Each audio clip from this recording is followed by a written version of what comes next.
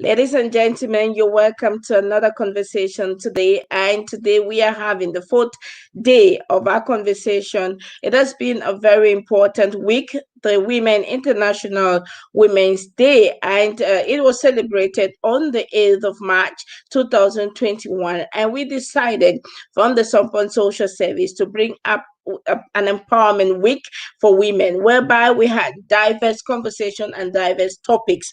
On the first day, the 8th of March, that was our powerful day. We had the conversation, women rights are human rights. And we had amazing CEOs on the board who said that if we all work this work together, then there will be no injustice in gender.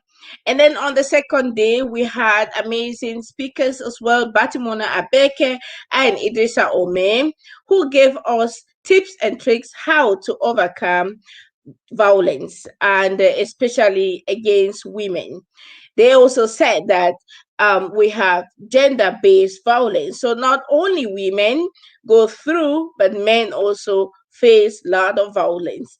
And then on Wednesday, that was yesterday, we had also amazing, inspiring conversation with business women who taught us how to start from nothing to something, thinking big but starting small. And today we are having the conversation, the role of women in nation building. Who else should build this nation if not the mother of nation? Welcome with me two outstanding guest speakers. DrAgness Baryoh, who is also going to be telling us on the role of women. And then we have also Dr. Mbianda Papdo, who is also going to be telling us how important women are in nation building. I have my colleague with me, Elvis Bonifor. I hope that your network plays along today and that we can have the conversation rolling. If not, then we are going to do it as we did yesterday. I'm going to share the possibility for our outstanding speakers to tell us, each of you will give us a 15-minute speech on the role of women and in your diverse perspectives. I'm going to start with you, Dr. Mbianda Papdo. Tell us who you are and what is the role of women in nation building. You're welcome, ma'am. This Thank is your you. platform. Thank you. Thank you so much, Vera, for having me. Congratulations for this great event. I'm so happy and so honored to be here among you guys. Yes, I'm going to try to speak in English. It's not my best language, but you bear with me if I say anything that you don't understand.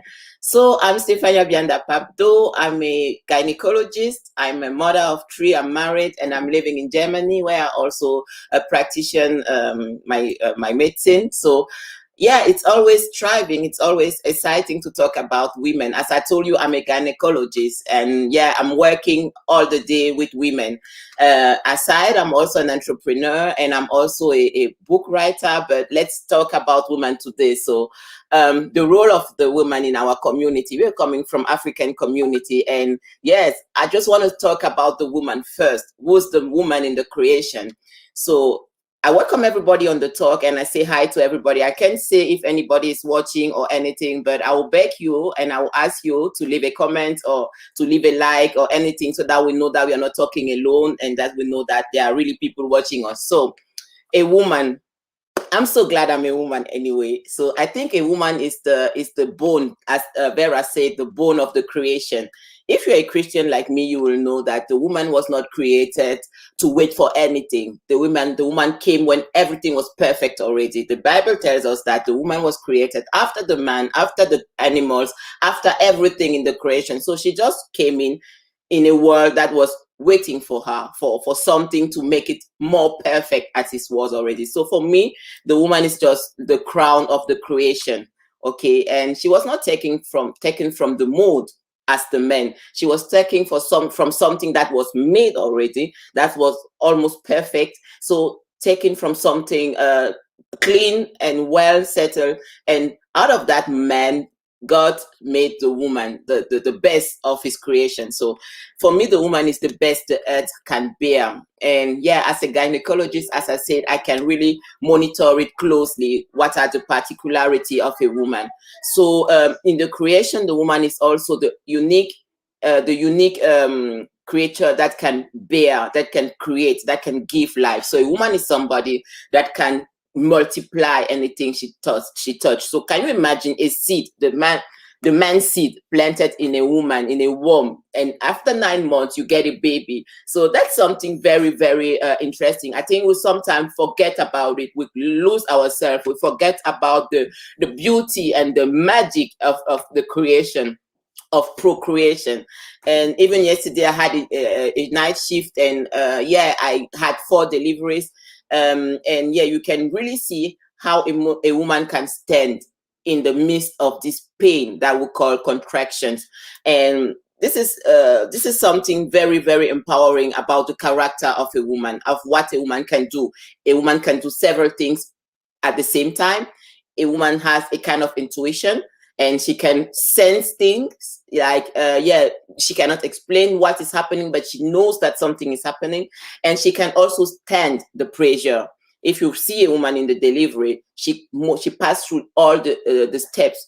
For somebody looking at you cannot, maybe you don't know that a delivery has several steps. There's first the warning. You remember, you see yourself getting prepared. You start feeling some contractions. They are not really strong already, and you go through the whole process until you get to the real thing, the real heavy contraction that you cannot withstand, and you open yourself to allow life to come through you. So yeah, it's something. A woman is a person or a creature that we really need to count on, or that we really need to build on. And in our African societies, we realize that we have nowadays a very patriarchal society. Everything is built on men. Not only the African society, even in the European society. If you look in the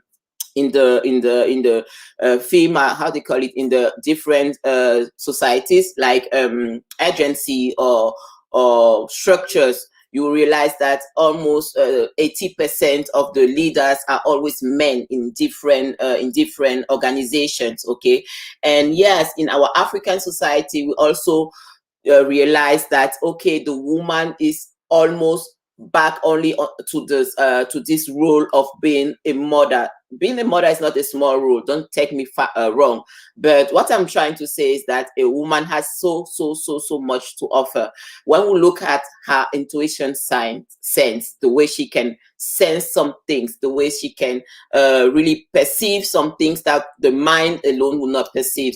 If you want to talk about intuition, is an intelligence character. It's a character that brings you to see beyond, and as we know, women have it. And yes, if we want to talk about this multitasking as well, we realize that a woman can carry a child and cook and iron, and I mean, she has the capacity of dealing with several issues at the same time. She has the capacity to bear also several difficulties without even letting people noticing that she's really going through something. So coming back to our African society, I think that would be a big it's a big lose. I mean, we are losing something when we are not allowing women to take their place. Like women nowadays, almost 50% of our population. That means there's 50% of our intelligence, 50% of our knowledge, 50% of our capacity, like creative capacity or even leading capacity, that we are not tapping into, and we know we have a continent to build. So the role of a woman nowadays is not only to be a wife. Let me put it like that, and let me say it clearly, because in our African context, in our Christian context, in our, yes, traditional context, a woman can only exist through a man, or through a man. So, but we forget that when this young girl comes to the world, she also has a brain just as a man. She has an intelligence just as a man, and she also comes with a vision. So in everybody of us, we are so special, we are so particular, so that everybody of us have a particular vision for this earth, for this planet. We're bringing something. We are not born just for being here and breathing the oxygen. No, we are born with a purpose. We are born with a vision. And if we refuse, or if we don't allow women to also tap into their vision, we are really passing by a huge opportunity for our continent, for our culture, for our countries. So we see today with the education, with the modernization, women have almost the same right to get to the education. We still have some parts of Africa, of Cameroon. I'm coming from Cameroon. We have some north region where we still see that many young girls are not scholarized. That's the first point.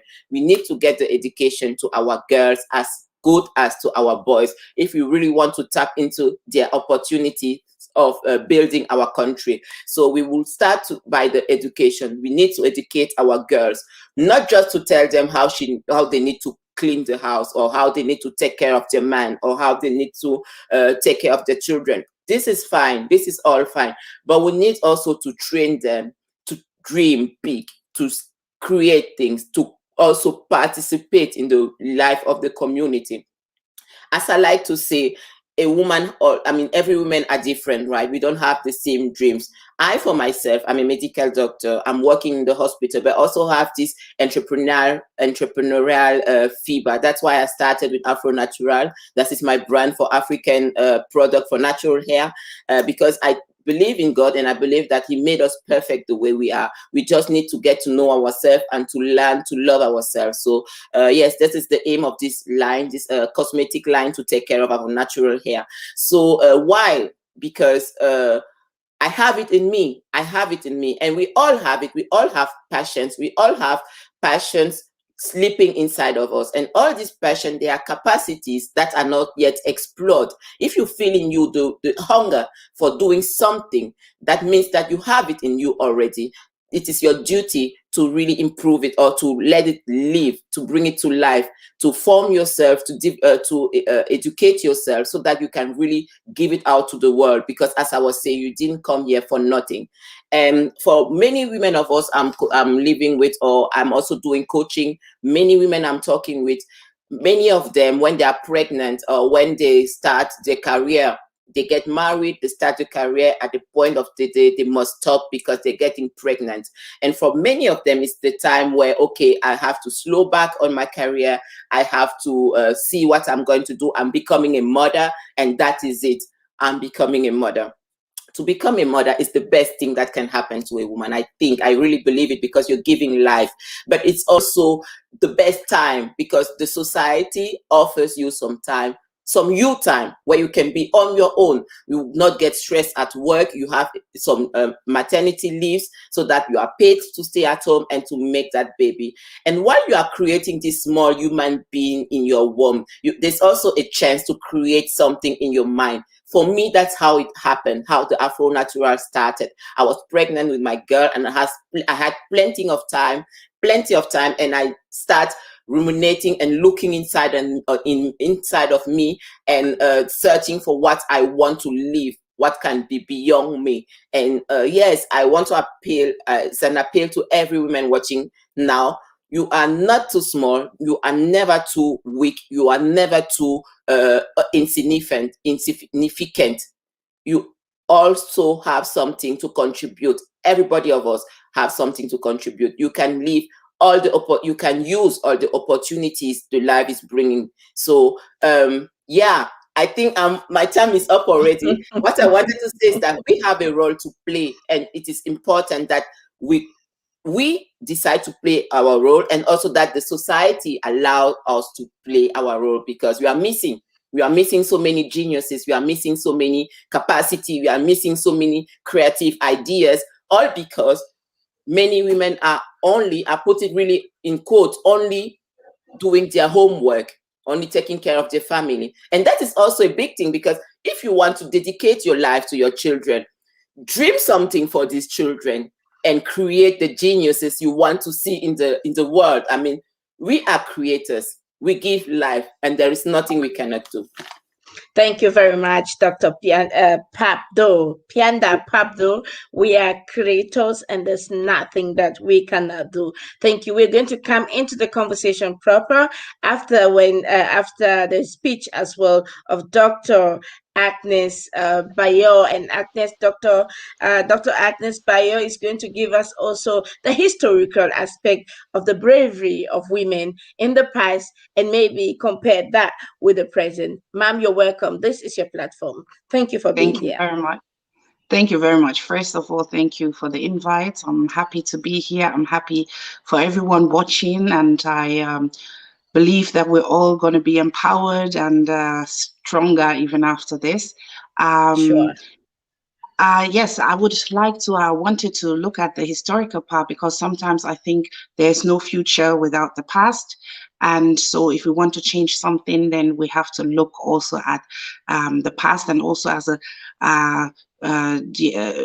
African living in the diaspora, I wanted to look at the African history, because from nowadays perspective, we forget that a lot of times and have a belief or view on things, how it was done. And to me, it's quite interesting, but I'm not going to go into detail, that all the structures changed when Muslim religion came in, or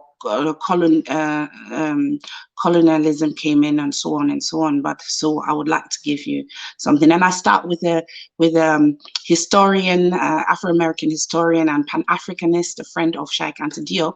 His name is John Henry Clark, and he was quite strongly referred to also in the 60s. And he said, in Africa, the women's place, quote, was not only with her family. She often ruled nations with unquestionable authority. Many African women were great militarists and on occasions led their armies in battle. The Africans had produced a civilization where men were secure enough to let women advance as far as their talent, royal lineage, and prerogatives would take them. So this is what I really, really like, because it points out two things that I want to point out here is, I find this African historic perspective very, very interesting and important when you talk of the role of women back then. It's very interesting because first, our today's so-called modern or advanced and westernized mindset would have thought of women, quotes, only as housekeepers, or helping in farming or agriculture or whatnot, especially when you look at when you look at Africa. That's what I mean. And in contrary, we see this powerful, brave, and ruling women, or women in that positions. And second, it is also important to talk about the role of men when you talk about the role of women, because both conditions the other. We are a unity. There's nothing without it. In a Christian belief, to add it to my colleague, since I'm also a gynae and obstetrician, a specialized gynae and obstetrician, I find it quite interesting when you know the Bible and you ask yourself, where was Adam when the incidents happened? So there's no role of the woman without the role of the man, and I will come to that later. But let me start with some great examples of powerful women that go back even more than 500 years, even more before slavery. I'm talking here about the time before Christ. So first, I would like to talk about Amarinas, or the Queen Kandake, the Queen Mother of the Kushite kingdom. That is in today's Sudan. And she was a great queen that ruled in a dynasty, and that time she was the second queen.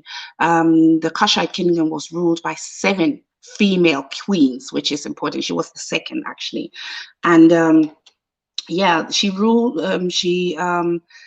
Ruled 40 before Christ to 10 before Christ, and she had a great army of 30,000 men. That is not a minor thing. And she even defeated the Romans, like Roman Egypt at that time. And that was very important, strategically very important, because it also kept the Romans to further invade Africa. you know, so further invades through Egypt to Africa. And that was 27 before Christ. That was a 5-year-long war. And later she also lost a bit, but she then changed also the strategy to negotiation. And she was able to strike a peace treaty with the Romans on extremely favorable terms. What I also want to turn to is, what do these women give? She lost an eye in a battle and she kept fighting. And she also lost a son in a battle that was fighting next to her, and she kept fighting. And yeah, that was before Christ. So now I would like to turn to the next queen that a lot of you might know. That's Queen Zinga, the queen of the Ambadu kingdom of Nogo and Matamba, which is in the nowadays northern part of Angola. And she lived 1583 to 1663 roundabout. And she was of royal descendant already and had military and political training as a child. Imagine that from today's view, a child that gets that education during that time, a female child. And later on, she also learned how to write and read Portuguese through missionaries. So in 1621, she became an ambassador to the Portuguese, pronounced by her own brother that was king at that time. And but before that happened, she had to flee because her brother was scared that she might take his role, like through her firstborn son, through the prince. And so he had the baby boy killed, and he had her sterilized, which is also important to think. We were talking now about 16th, 17th century, that there was already sterilization in Africa. I'm just putting it out there. So then she flew and then was called back later by her brother. And when he died and passed away, she took over 2 kingdoms and she was queen of that time. And later she fought for the independence and the stature of her kingdoms against the Portuguese in a reign that lasted 37 years. So what I like to point out is that her own brother did this to her, and she was resilient and she came back even stronger. And yeah. So the third queen I would like to talk about is Queen Nandi, the mother of Shaka Zulu, or King of Zulu. So she lived around about 1760 to 1827, because her year of birth is not quite known. She was also a daughter of a chief in Langeni nation of Zululand in South Africa. And she was the mother, as I said, of the great warrior Shaka. She was also said to be a great warrior herself, and she gave that to her child. And she was brave and resilient, and I will tell you also why, what is special about her. The fact that that time, now we're talking about 18th, 19th century, she was a single parent. She was a single mother, taking care of Shaka Zulu and his sister later on by herself. But first him, she was, this was her first son, and she was a single mother then. Thank you very much. Yeah, and so that is something that also, if we refer it to now, that's not a special thing. And I love to read it since I'm also in that position. And she managed to give this strength, pass it on to the next generation, to her generation, even though she faced a lot of mockery, she faced a lot of rejection. There are even still songs that sing and praise, like mockery songs that talk about her not, keeping her legs closed. So this started then. So she witnessed it, and she still managed and was strong enough to bring up her son to be the great warrior. And what is also nice about this story is that it's also written that she brought him up in the Ubuntu sense. Like, she told him that she raised him up in the power of unity. So I will come back to all that later, also what the women have in common.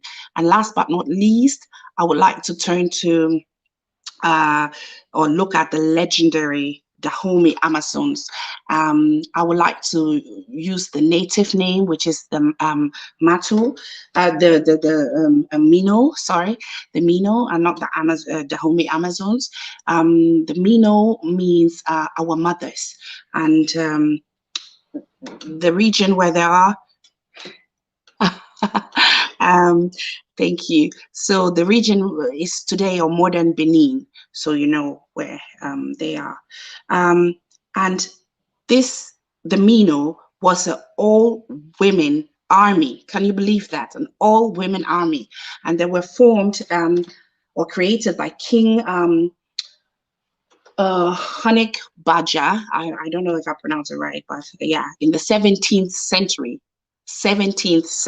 all-women army. And it lasted till 1904, even though they had structural changes in between. I will come to that later.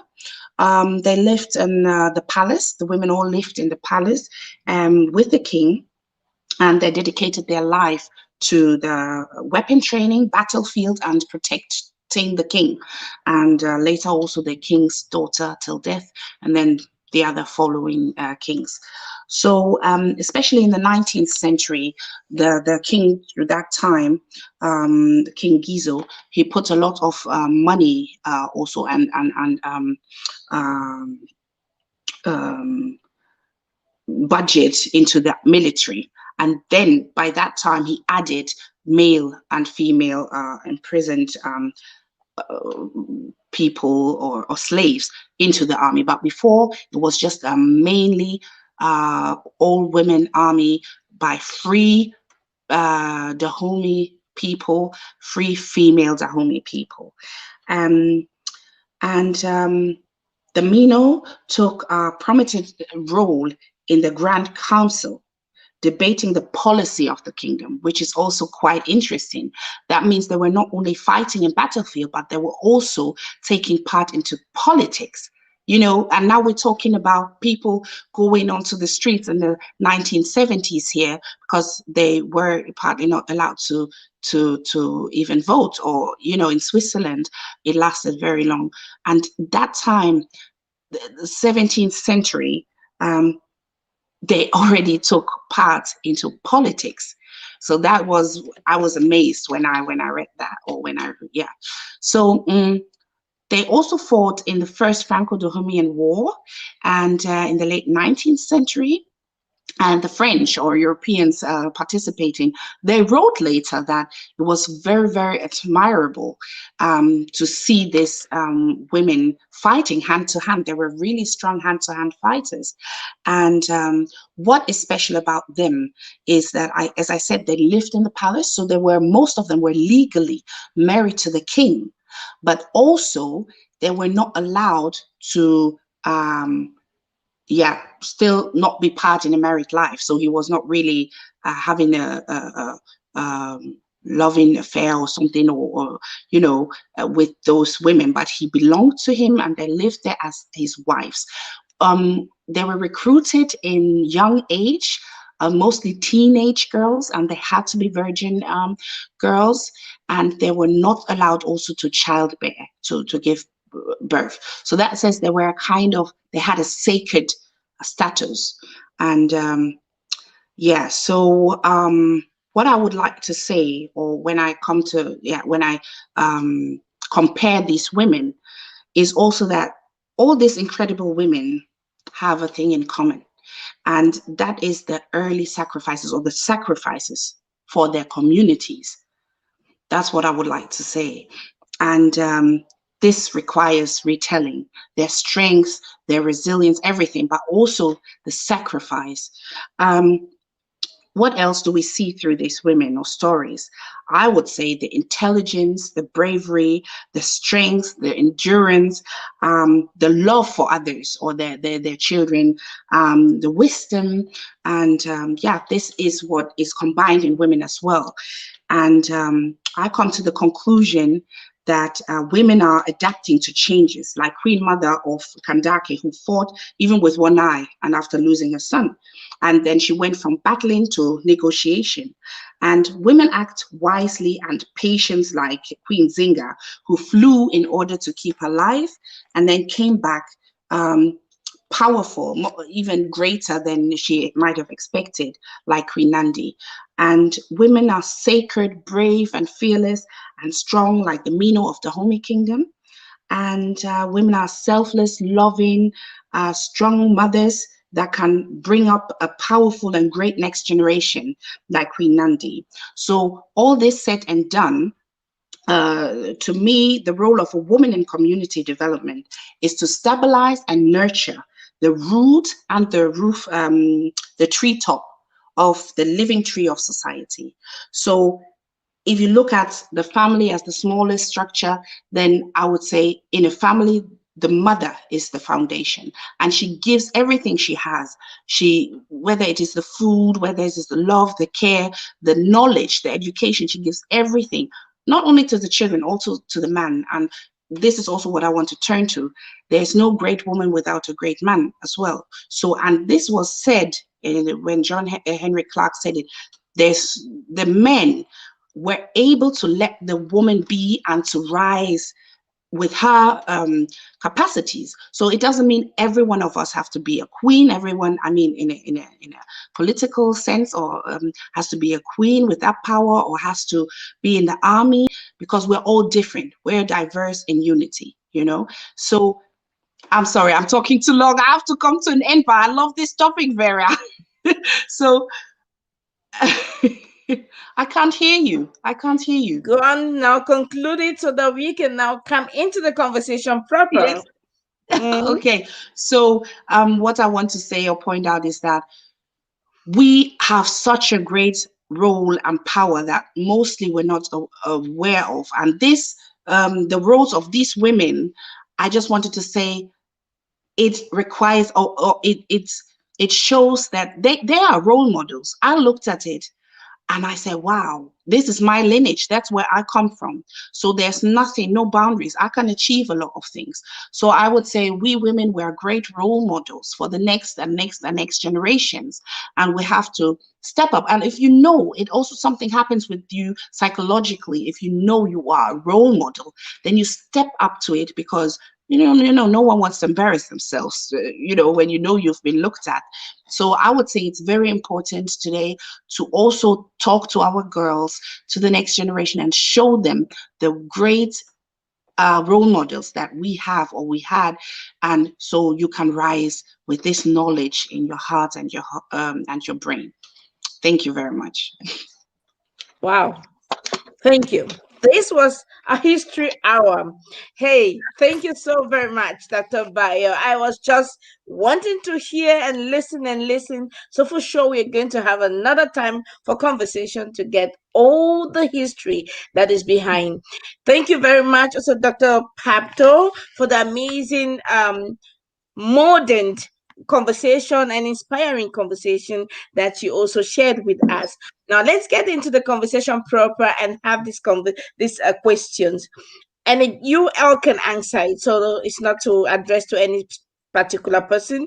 I like the fact that you both are medical doctors.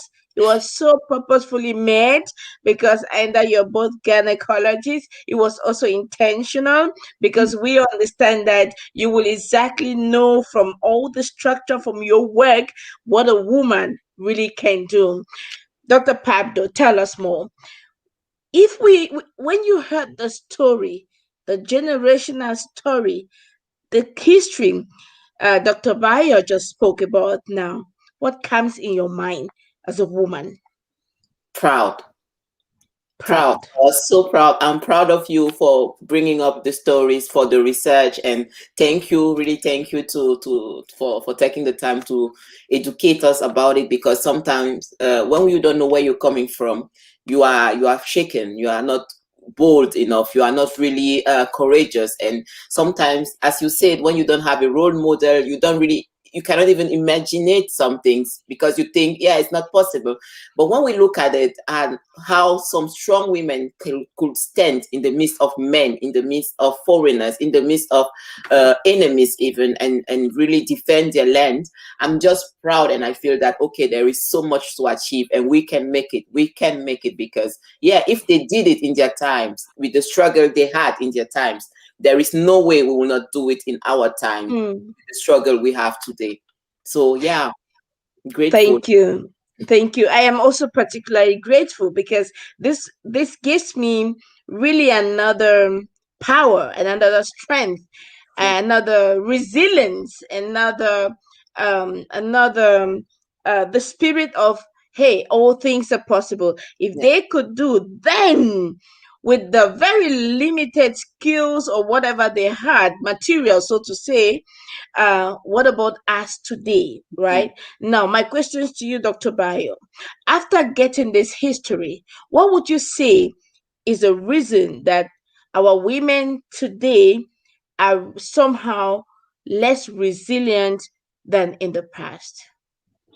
I would say also, I mean, it's a development of the whole community, the whole society that took part, a great role that economics play and economical interests also played. But I once again want to turn to the role of the women, of the men here. Once again, we always talk about gender equalities. I think, to my understanding, that gender equality is misunderstood. Like how I understand it doesn't mean I have to do equally, like exactly the same that a man can do. Biologically, that is not the thing. That is not possible. But the man also can't do what I can do as a woman, as my colleague pointed out nicely. So what I want to know is that there is another a natural understanding of what it is to be a man and what it is to be a woman. So if a man can allow and understand, okay, now we have changed. Our globe has changed. There's globalism, there's urbanism, everything, a whole lot of changes.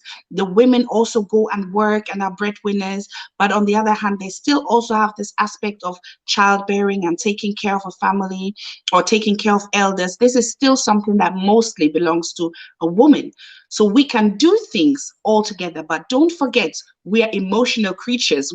There's not just one layer. We have so many layers, not also only as a woman, also as a man. And I think that got forgotten. So we're very also emotional, sensitive, and sometimes also the load can be too much. And I think in the back in the days, in the past, there were other structures to help. You know, nowadays, as a mom, maybe you take care of the children yourself because they are not the family structures. Back then, the children were taken care by the whole village. So when you lack these structures, then even though the workload might be still somehow similar, it is more because you all do it separated. We're no longer a unity. We don't have this secure unity we used to live in. So I think that's different, to come back to your question. And also the men has also not given us the opportunity. Like, for instance, if you say, okay, women want to have higher positions in jobs, which I agree on, but you have to take into consideration that the woman might go out and have the children, and that's a normal biological thing. That's by nature. You should not leave that out and say, yeah, but well, that's why she can't have the same skills and we treat her differently or we pay her differently. That doesn't work. So for me, gender equality is actually honoring the differences in gender and not trying to say we're all the same. Honoring the differences in gender, not saying we're all the same, because the man can give birth to children. Thank you. Dr. Papdo, I see you want to add to that. Yeah, Please go on. yeah, to the evolution of the whole things, I wanted to point something out. As she said, our society was not always like this before the colonization, before the mixing with the European culture. I just want to come back to this, our African culture. I'm from the Bamileke tribe, and back those days, the women were really the turning point, the backbone of the society, right? It was not just somebody who were relegated to make children. As far as I know the story of our families, our mother were always farmers, for example. They always went to look for food. They always went to make some few things. I mean, yes, to fetch water or do this or do that to feed the community as well, to feed their family as well. So talking about equality, back those days, there was not a problem of equality because everybody had his own role to play and his value as well. His value, it's important because every human being needs to be evaluated, to be recognized. The problem that we had when we met the European society, in the European society, the woman was not the same, didn't have the same role. If you know the story of the medicine, you surely know that it's up to, I think, 70, 60, something like that. I mean, 1760, that the woman got the right to really work on their own, but with the permission of the man. In Europe, the women needed to ask for permission before they can go out. They were first of all children of their father, and then pay a bride, because they also had that the father of the woman was supposed to pay somebody to marry his girl, and then you become under the canopy of your husband, and then you make children there, and you really have this. I mean, in Europe, the woman had a kind of decoration role, right? You be fine, you be nice, you are at home, and you make your children, you take care of your home. That was not the African woman. That has never been the African woman. The African woman was going out to her farm with her children on the back and making things there. The man, that's why we must say it also, man had several women because that was a sign of riches. Yeah, if you could entertain many women and really take care of them, that means you're a big man, a strong man, a rich man, because these women were working also on their own to support the whole family structure. As you said, there were the whole village to support it. But I want to emphasize on that because the role of the woman, as we see it today in the European culture, that has nothing to do with us. Nothing. We are always. I have to come in there. If it has nothing to do with us, how come we are copying it?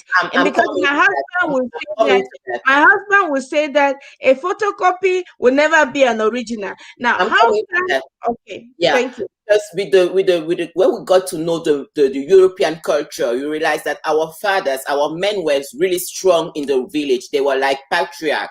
We were respecting them because we were not really seeing them. It was like God. We know that they are there, but we see the woman working and they are coordinating everything. So when the white man came, this power was taken away from the black man. Okay, when he came with the guns and with the stories, were like, okay, the man was relegated to a normal role of a human being. So I think the African man had to find a new place. And the way he saw the white man treating him as inferior, that's why I think, that's my point of view, that's how this whole mess started. Because in Europe, the woman was treated that way. And now this man comes and he's strong and he's defeating me. So I don't have any place, any space anymore to be the king or the ruler I used to be. The school is coming in. The school is teaching my children what is best. And I don't even have any clue about the school because I've not been at school. So at that point, our fathers got a real dilemma to reposition themselves. And that's how the woman got relegated really to that point. Okay, I have to learn. So I get to the knowledge. I'm going to be like a white man. I'm going to get the knowledge. So I'm raising, and you stay behind. And you stay behind. And that's how I think this gap started. And with the whole mix and match and all these things, we have the society we have today where the men think that they can only be through achieving to becoming more like whites. Let me put it like that, because our economy is white-based, our education is white-based, our living is white-based, our languages are white-based, our names are white-based, okay?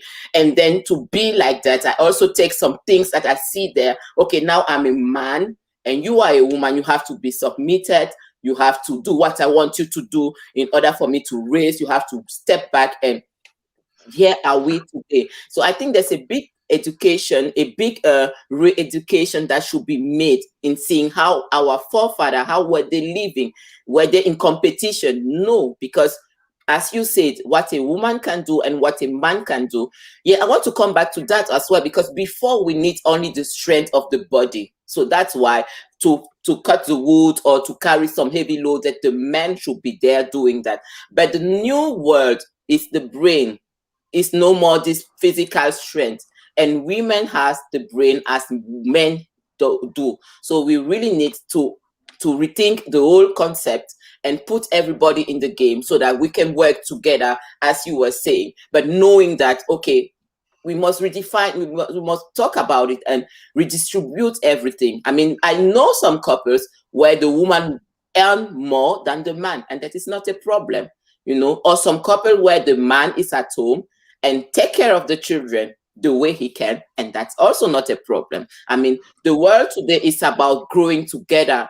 I think the focus is the legacy a couple wants to leave, and we as Africans, we have the couple want to live. I had already had a conversation with you, Dr. Papdo, that we are going to always cut into so that we all have the shade of time. Dr. Baryoh, please, do you want to add, because you were so concentrated in what she was saying, and I saw you nodding at time, and I saw you, so you wanted to add something to that, or I ask my next question? Well, to be honest, I was so far away, I even forgot the question. That's fine. Yes. Then I'm going to use now, you said something, Dr. Baryoh. You said we can talk about the woman's role without the man's role. What does that mean precisely? And looking at nation building. We are unity. We are union.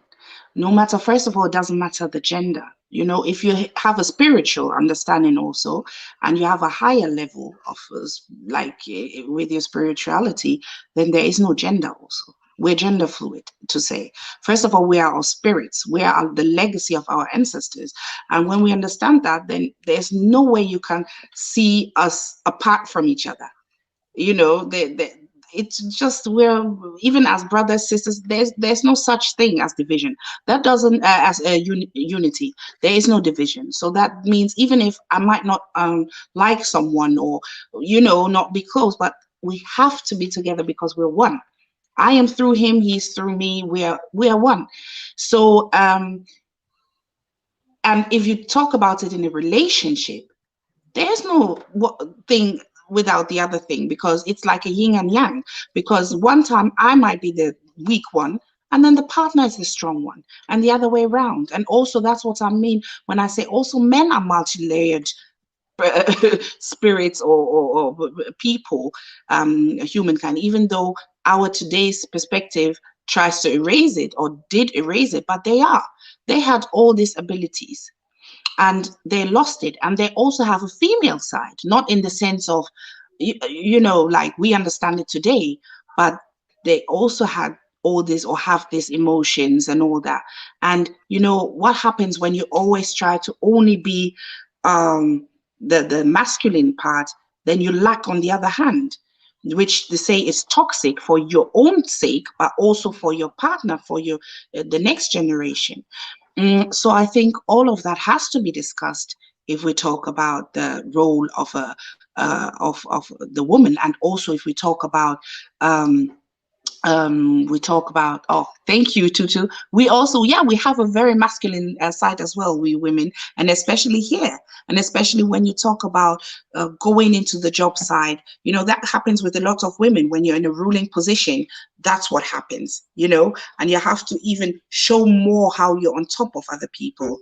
This is where the whole confusion comes in. And I think we have to realize that we're quite confused because we don't know on which grounds we stand. And what I wanted to say before, I think you were asking, how can we, as your husband said, I think, how can we, why a copy can never be the original. That's why I would just say it as that, and then maybe please just jump to the next question. I don't see myself being part of the feminism or feministic movement. Especially the white feministic. Thank you. Even not the Afro-American womanist movement. I don't, because my background is different. But that doesn't mean that I can't. But that doesn't mean that I can't support certain ideas, or that I don't see that there's a necessity to talk about problems. For instance, when you roll out to say, oh, women in rural areas in Africa, 80% of the farming is being done by women. Yes. At the same time, there are studies by the UN that show that these areas, they have great economic values. So now think about it. I would just leave it like that. So you can't Just sit leave it down, like sit that. back and think. Just leave it like that so that we catch the next question. If not, we're going to Okay. get into Dr. Pamdo, you said something when you were describing the birth, how a woman conceives and the different stages. You said there is a warning stage, and then the real thing where she gets the pains, and then the open up that allows life to come in. And when you were giving this vivid description, I could see everything happening. And I began thinking, if this is how it is, then how do we relate that with nation building? Did you That's get it. the question? Yeah. Because the whole time when you analyze that, I was like, whoa, this is magic. And I am just seeing it clear before me. And I just began seeing the steps in building the community in relationship with the woman conceiving. Not this warning time that says, okay, it's like it's about to Yeah. come, but it's Yeah. not yet intensive. And then it becomes so intensive, and then you open up. Can you give us the comparison? How can we link that up with building our community, especially now that we are in the diaspora? I think that's exactly what we're living today. I think this is the steps you are going through, because look at us here. We are talking about this topic, right? These are we are actually being this warning voice, or this starting contractions that are bringing something out. We don't know what will come out of this talk, but for sure something is happening. So I believe our community is really going through this process nowadays. If you remember, we're coming from a place where we were not allowed really in this diaspora to have a voice. I mean, like, we were not believing in ourselves that we have a voice. So we've been a long way until now. And I think it's important that we understand that it's always the process. It is always the process, and every steps are important. If we come back to the delivery, when a woman arrives, with maybe she lose the water. I mean, maybe the water broke, or maybe the first contractions are there. Sometimes she believes that nothing is happening because the baby is not yet showing. The midwife will come and say 1 finger or 2 finger, nothing is happening, but still something is happening because the process had started already. So I'm so confident. Maybe we'll not see things happening the way we want it. Maybe we'll not see our strong Black community. Maybe all of us will be dead when the strong Black community rise up again.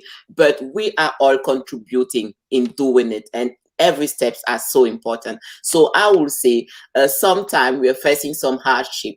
There is no birth without hardship. There is no birth without contractions. And when contractions happens, we think that the life is being difficult, or the life is being rude to us, or the life is being this or that. No, the life is waking our strength up so that we can push it out. You can push the vision out. So for me, I think the delivery is such a magic process. For me, it's the history of the whole life. Like, even if you're starting a business, even if you're starting anything, it is always following the same path.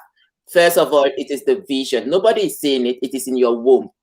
You want it at the beginning. You don't even know that the seed is already there. You don't feel it, but you have it already in you. So at the beginning of the pregnancy, nobody knows. The thing is moving. The things has happened already, but nobody knows. And then something changes. The menstrual period is not coming. So it's always take a change. Something must change in order to happen. So sometimes it doesn't depend on you. The situation changes and you realize, whoa, something is changing. So the menstrual period stops. Oh, I'm not seeing my blood. Oh, why I'm not seeing my blood? Something is happening.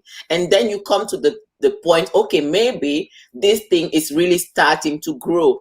And then it still takes some time from the day when the period stops to the day where you start feeling the movement of the baby in your belly means that it's always a matter of time. Sometimes we are so impatient.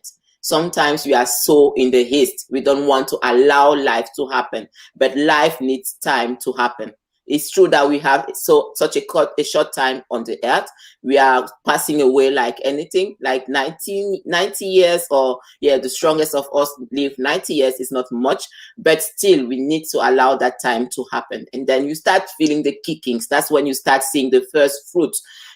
Everybody, the other people are not really seeing it, but you feel it. You start seeing in your life, in your inner life, in your relationship, or in the community. You start seeing, okay, I touched somebody. Let me take myself for example.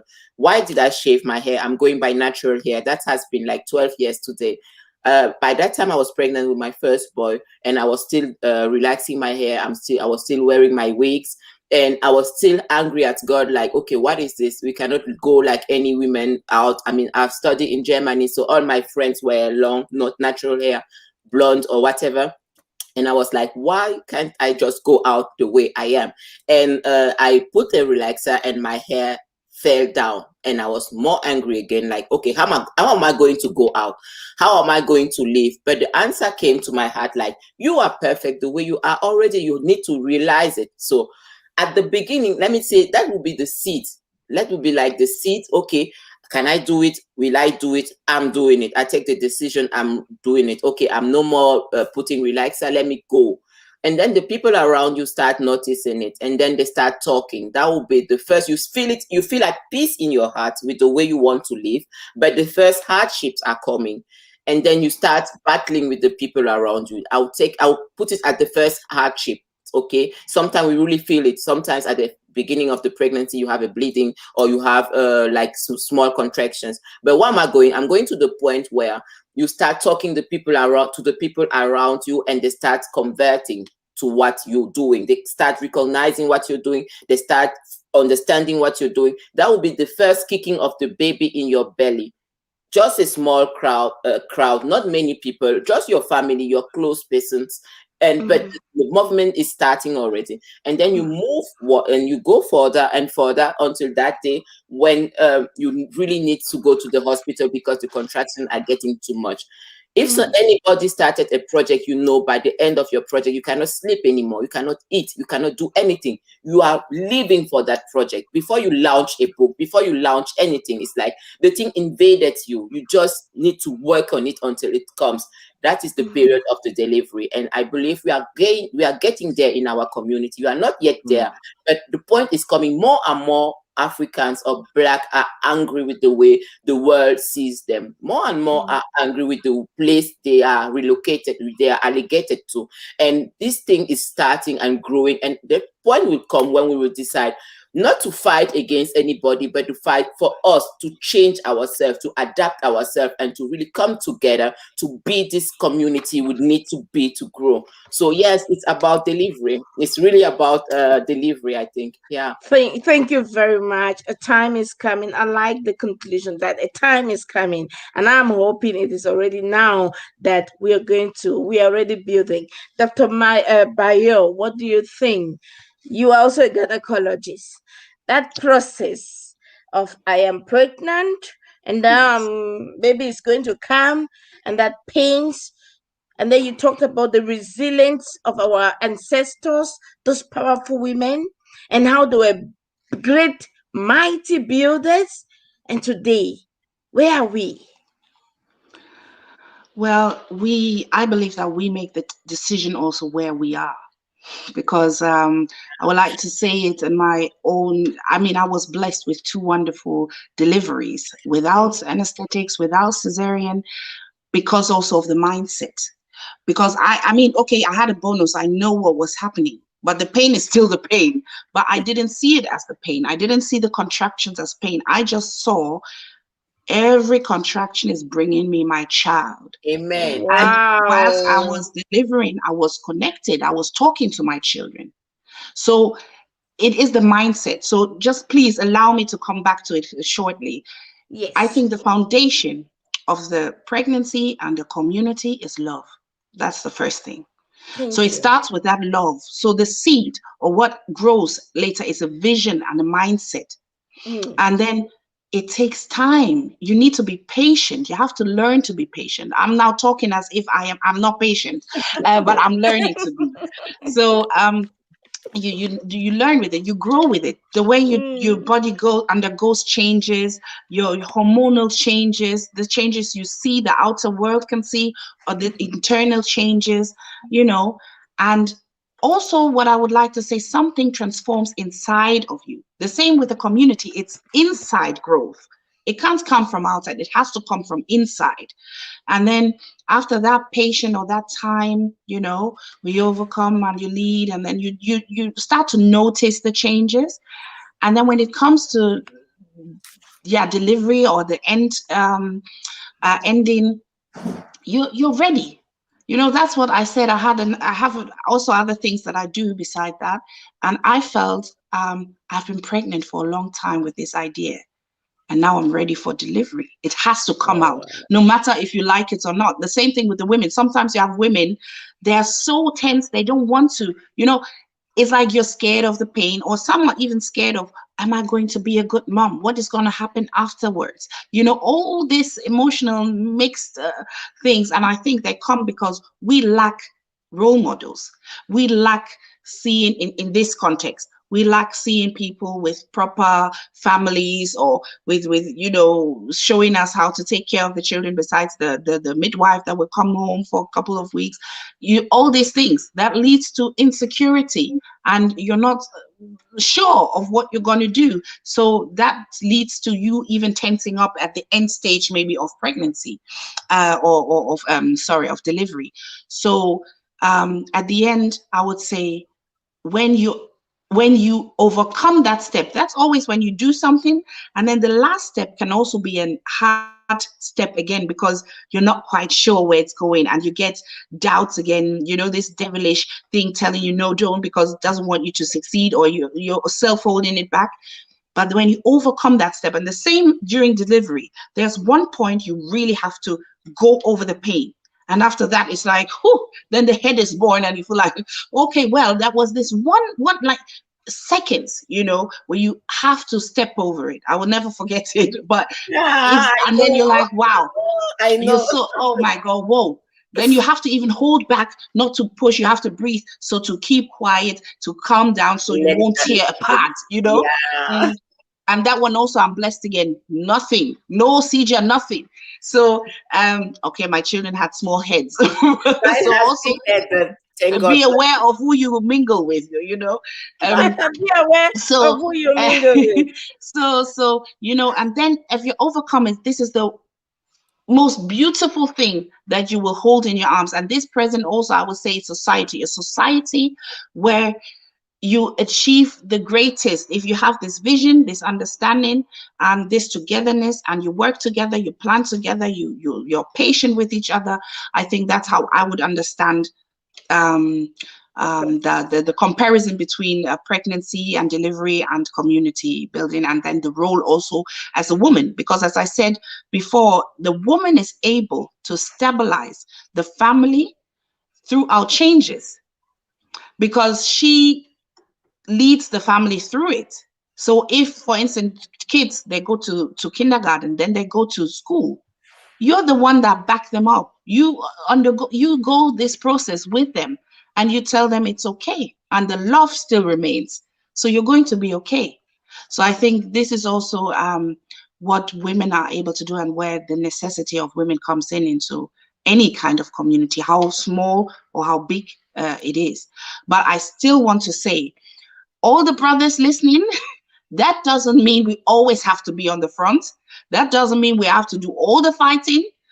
Please step in, or at least, give us the space and lift us up. The role that we deserve, the standing we deserve, give it to us.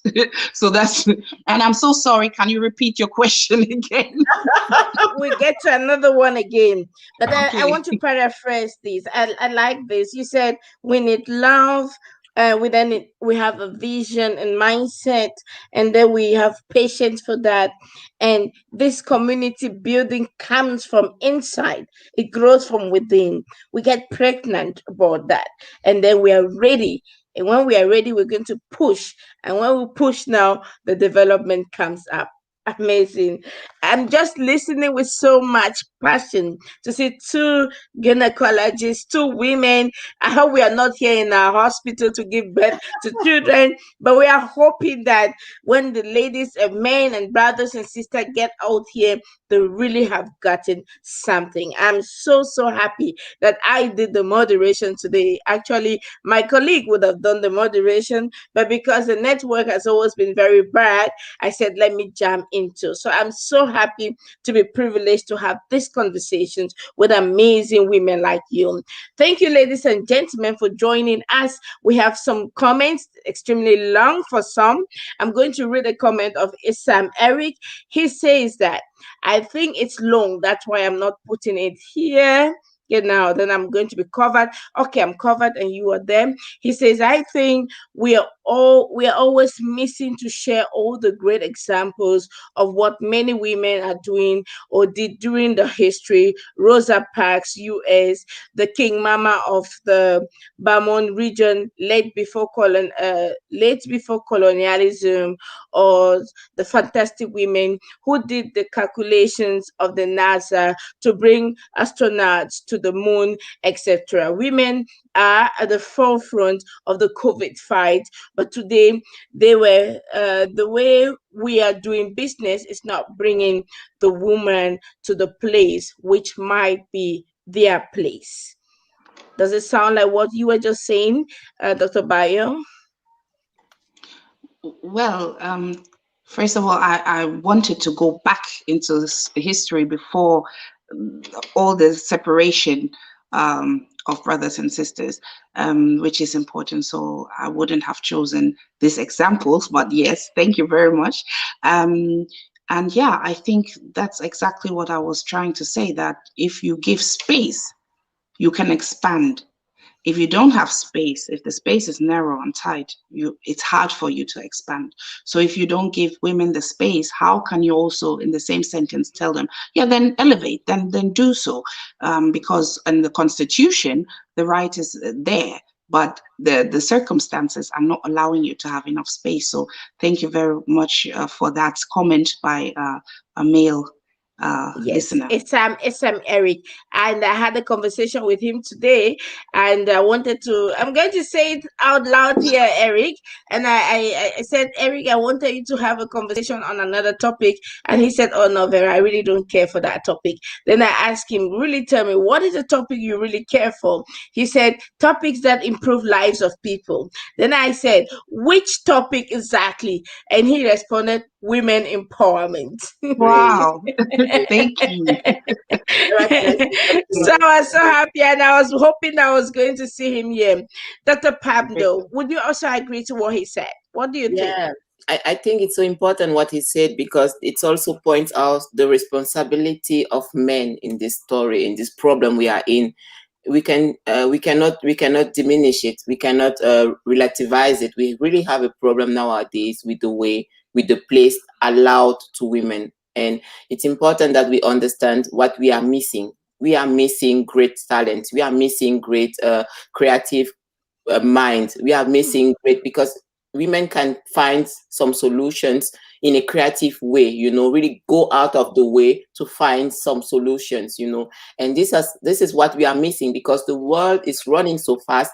So many things are discovered, so many things are improving, and we as African community need to play our role. We realize that up to today we cannot really associate something to our community. I know it's a caricature, or it's like easy said, but we can say Italian have spaghetti and good food. We can say German have technique and cars, or Chinese, they copy it so well, they're doing everything and they are improving in those ways. But what can we say about African? What are we bringing to the world? And I believe that the woman has a big place, a big part to play there, because she can really create or imagine it, or she can step in and bring something, a kind of power that is really proper to us. And there is nothing, you are not losing anything in improving your woman or leaving a place for your woman to be bright. I will go down to the ground. Many African men are afraid of letting their woman shine. Okay, somebody will come and snatch her for me. She will be too big. She will not respect me anymore. She will not take care of my children anymore. And these are all the beliefs that are really holding us back. When we look concretely, I'm somebody, I like to be concrete. And I believe in our society today, we cannot just stay on top. We cannot just say, okay, it was like that. Today, we also need to educate our men. And I'm so grateful that it's a man talking, because if men can understand that if my wife shines, or my friend, my girlfriend, because it must not be your wife, okay, but your words, the way you treat her, can destroy her and close the door for her to expand. Sometimes they are our parents, our father or mother that does that, the way they speak in our life. It closes every door for us to dream and improve ourselves. Sometimes it's our husbands, our boyfriends, but the whole society needs to understand women have a role to play, and we will all profit from this playing, for them playing their role. So a man should not be afraid to allow his wife to be brighter than he is, or to get more money than he does, because in that way, I mean, we are all growing together. I come back to the vision, and I come back to the purpose, to the legacy. I mean, when we are creating something, everybody has a role to play. And at the end of the day, if the team is functioning well, it's egal who did the most. It's egal who did the best. The team improved. The team did this, and the structure of our community, the base of our community, is our family. The way the woman is moving in the family will show in our community. So we really need to work on that. We really do. I believe it's a big problem. Yeah.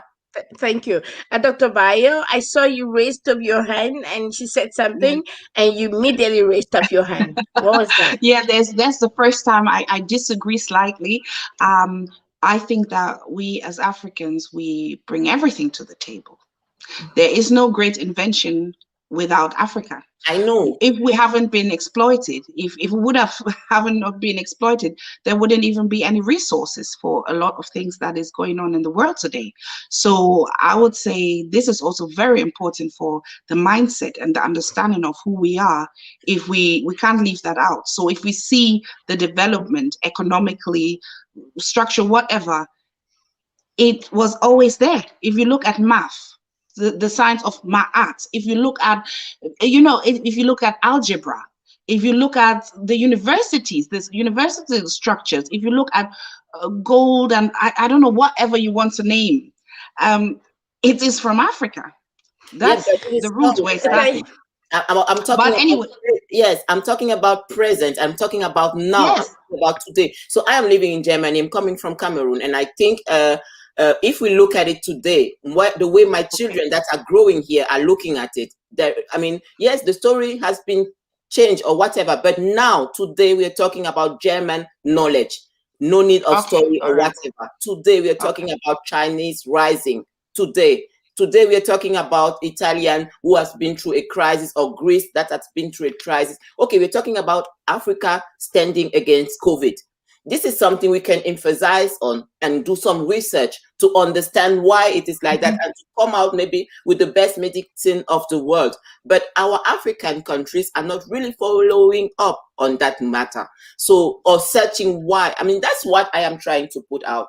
We have thank you you both. I think that there's a lot of comments here and we can't manage it because something that we are having delivery section here and a medical session here. Today was not about medical session, so please, if you really want the contact of these doctors, then please maybe you write a comment below. I'm going to put it on here and then you're going to have their contact. So today is not about ectopic pregnancy and all that. Today is really about the role of the woman in nation building, and I'm sure that our ladies who are here are going to get in touch. Please get in touch with them. How do the people get in touch with you if they want to get in touch? Can I first finish the other thought, which I Yes. agreed, is when you said that it's always comparison. It's competitive. When men say, yeah, this, that, this is what you do, this is what I do. And I think this is also a nature of man in a way. Having a boy child and a girl child, I see that they always have to be, I'm faster, I'm stronger, I'm this. And there's also the role of a woman or the female to take out this energy also of this competitive behavior. But because we're so abnormal nowadays, we also see that competitive behavior amongst women, amongst ourselves. There's no sisterhood like that before, because this is what I meant, that maybe our masculinity is also rising too much. This is that behavior. And so this competitive behavior that man naturally have in a way, I think that's also in us to stabilize that a little bit when we're in order. Now I made you laugh, Vera. Someone told me maybe I was born a boy, a man, and then I just transferred it. So that's why I laughed. Okay, because you spoke about masculinity, too much of it in a woman. Someone is asking the question. Now we're talking about nation building, and I think, and you said that we can talk about that without the male and the woman, or the man and the woman. And someone is asking, Batimona Abeke is asking the question: how do women now deal with insecure men who are sitting on women's neck for this nation to be built?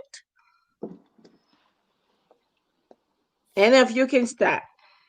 But take note, we have just few minutes now. We have few minutes, and we have to give a last word. So we're going to this question: how do we deal with insecure men and who are really sitting on the necks of women who want to build the nation full of pregnancy and want to push out? I think I will give 3 steps. 3 steps. Okay. Okay. First of all, know yourself as a woman. You must know who you are. You must know if you have a vision, which kind of vision you bear, what you want to achieve. It is so important. And that's why I'm coming back to some of this, our traditional way of bringing up girls. Everybody has a vision. A role of a woman is just not to support a man's life. I'm sorry. I'm Christian, I'm African, I'm against that. Maybe it's feminism, I don't know. But everybody has a role, and it's something that is bringing. So before you get with any man, you must know yourself first. Know who you are. Know what you want to achieve. Secondly, choose wisely. As my colleague said, you're not obliged to live with any man. You are not obliged to be the girlfriend or the baby mama of anybody.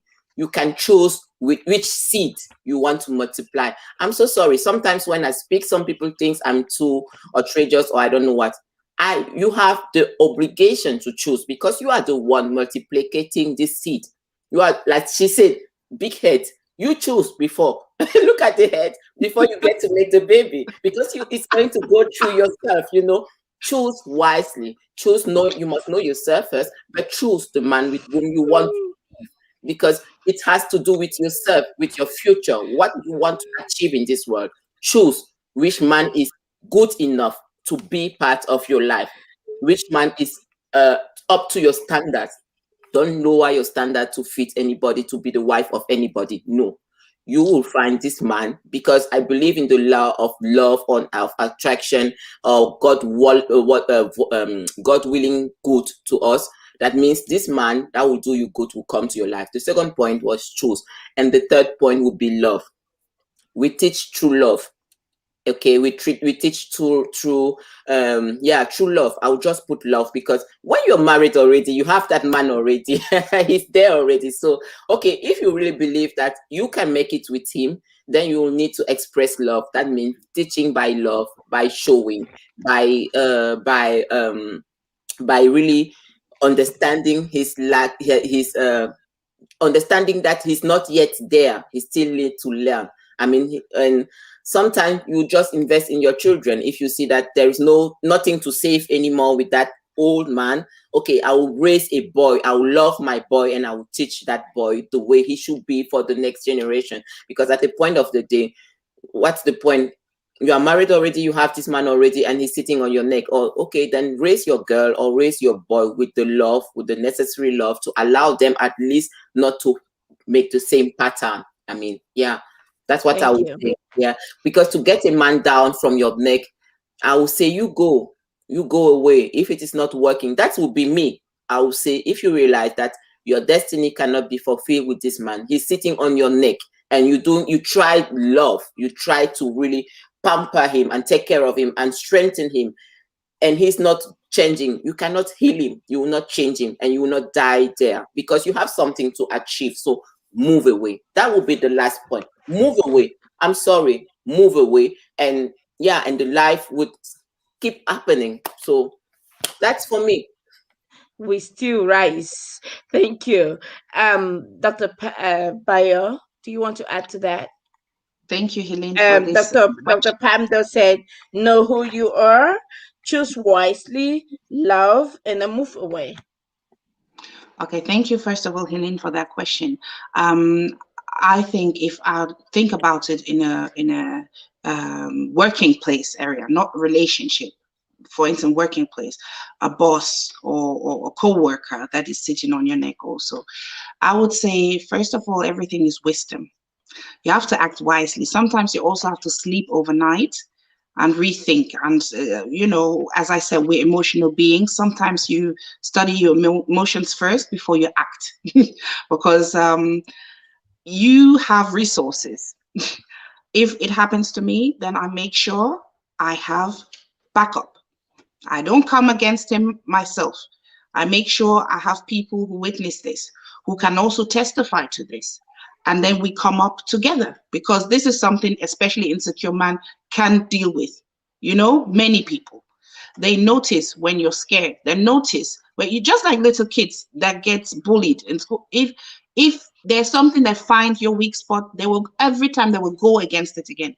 So you find his weak spot, and insecurity comes from something, you know, and then also something again, Vera, that you, then you mingle with others to back you up, to help you to fight this person. But if you're above that stage of fighting anymore, then yeah, I would also agree and say then you have to let go, then you have to let it be. But I think it's patient, and sometimes also I would agree the love aspect is very important, because for a person to act that way, that means he lacks. And if you can come to a person and be the bigger person and say, look, I noticed this is what you're doing and I offer you help. Is there anything I can do for you? Sometimes you'll be amazed what that does for you, only to,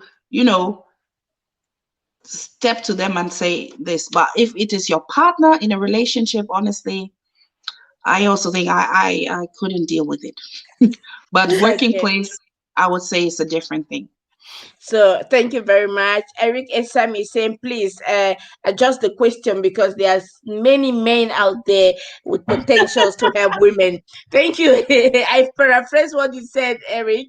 I wanted to add to the question. I had a very good conversation today with my husband, and he said something that really changed my perception to add to what love really means.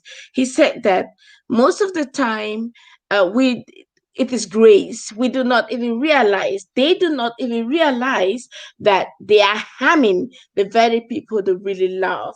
So, and it is amazing that, or maybe terrifying, that the woman that they love so much is the one suffering. So it takes grace to come to that point to realize and to ask the question, but wait a minute, this is the woman that I have. This is the woman that I love. And so why do I treat her this way? Right? So, and it only stems from that part of love and that patience. And when we had this conversation, I was like, oh God, thank you. Because there's some moments you say, what is happening here? Right? And then when you hear him say, hey, at times we really don't know. And he said, it's not about ignorance, not knowing in the aspect of ignorance. It is a kind of darkness that just covers that person at that time. And it takes grace to get out of that darkness. And yes, Dr. Baryoh, I think we need a lot of wisdom. And you know what has helped me with anybody I work with or anybody I come across is the three monkeys. Do you know about the story of the three monkeys? I have not heard, I have not I'm not seen, seeing, and I don't. my mouth is shut. Mhm. And this has helped me in every area with partnership, with business, with whatever. I choose consciously not to see, not to hear.